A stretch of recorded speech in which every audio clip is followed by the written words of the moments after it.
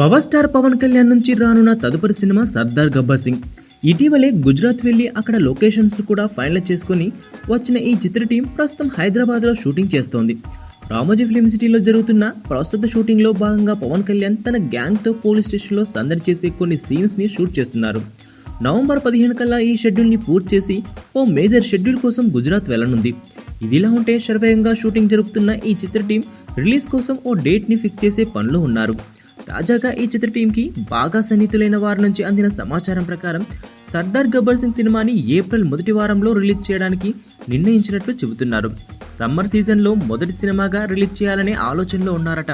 పవన్ కళ్యాణ్ సరసన కాజల్ హీరోయిన్ గా కనిపించనున్న ఈ సినిమాలో రాయ్ లక్ష్మి ముఖ్య పాత్రలో కనిపించడమే కాకుండా ఓ స్పెషల్ సాంగ్ లో కూడా కనిపించనుంది. ఇటీవలే ఆ సాంగ్ ని కూడా షూట్ చేసేశారు. శరత్ మరారి నిర్మిస్తున్న ఈ సినిమాకి దేవిశ్రీ ప్రసాద్ మ్యూజిక్ అందిస్తున్నారు. హైదరాబాద్ గుజరాత్ షెడ్యూల్ తర్వాత ఓ లాంగ్ షెడ్యూల్ కోసం ఈ చిత్ర టీం రాజస్థాన్ వెళ్లనుంది.